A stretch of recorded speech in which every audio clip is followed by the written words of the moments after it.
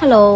ဒီနေ့မှာတော့ဘန်ကောက်မြို့ထဲမှာအနည်းဆက်ဆုံးဖြစ်တယ်ကွာ Fruity Market တစ်ခုထဲမှာဖူကဒီတလာခုံလမီယုံရဲ့ Fruity Market လေးကိုနေ့ကျင်ပြန်လေးတွားရောက်လဲပတ်ခဲ့တဲ့ blog လေးဖြစ်တယ်ပေါ့နော်ဒီမှာဆိုလို့ရှိရင်သူကကွာရေပေါ်ဈေးလေးတစ်ခုဖြစ်ပြီးတော့သူတို့ရဲ့ဒေတာခန့်နေများကြမှာပေါ့နော်သူတို့ရေပေါ်မှာကွာနေ့စဉ်လုတ်ကင်နေတဲ့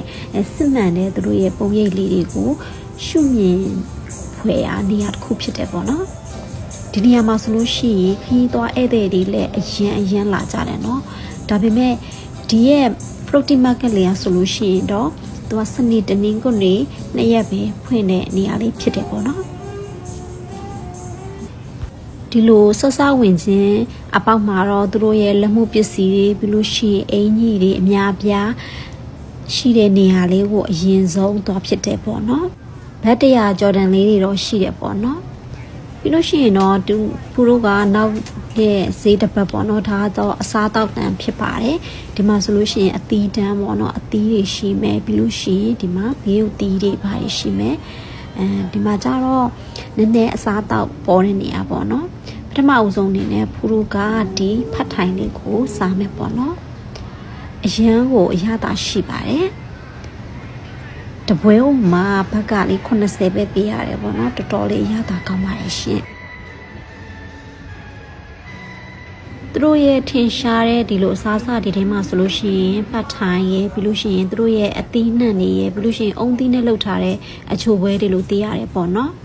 ကဲဒီနေရာလေးကတော့လှီစီးမဲ့နေရာလေးပေါ့နော်မိနစ်60ဟိုမှာဘက်က100ပဲပေးရတာဆိုတော့လေတော်တော်လေးတန်တယ်ပေါ့နော်ဒီလိုမျိုးချင်းမြောင်နဲ့သူတို့ရဲ့ရေလန်းချောင်းတွေအပေါ်မှာလှေရကွာသွားနေနေခီးသွားရကွာသူတို့ရဲ့ရေပေါ်အိမ်တွေပြီးလို့ရှိရင်သူတို့ရဲ့ဖျားเจ้าများနဲ့သူတို့ရဲ့ဒေသခံတွေရဲ့နေထိုင်မှုဘဝတွေကိုကြည်မြော်ခန်းစားခွင့်ရစေတဲ့ feeling မျိုးကိုရရှိစေရပေါ့နော်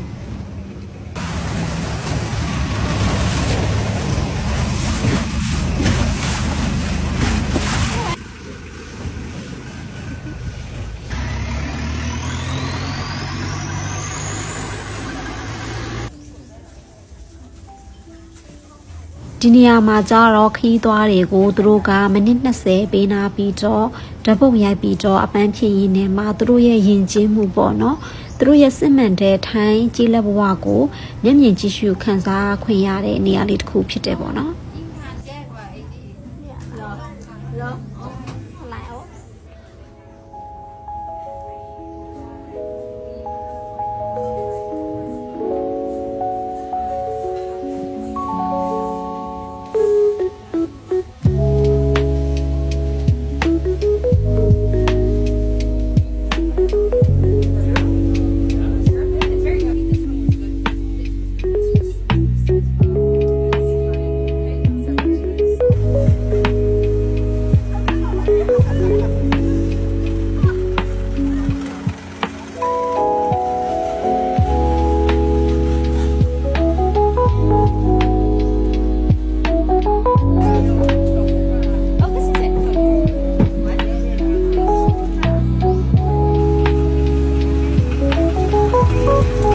ဒါကတော့သူတို့ရဲ့ဒေတာခံတွေပေါ့နော်သူတို့လှေပေါ်မှာဟင်းသီးဟင်းရွက်လေးတွေကိုရောင်းချနေတဲ့ပုံလေးတွေကိုချစ်စပွဲမြင်တွေ့ရတယ်ပေါ့နော်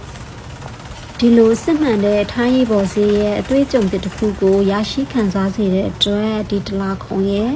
လမယွန် Fruity Market လေးကသွားလေတင်တဲ့နေရာလေးတစ်ခုတည်းမှာပါဝင်ဖြစ်တယ်ပေါ့နော်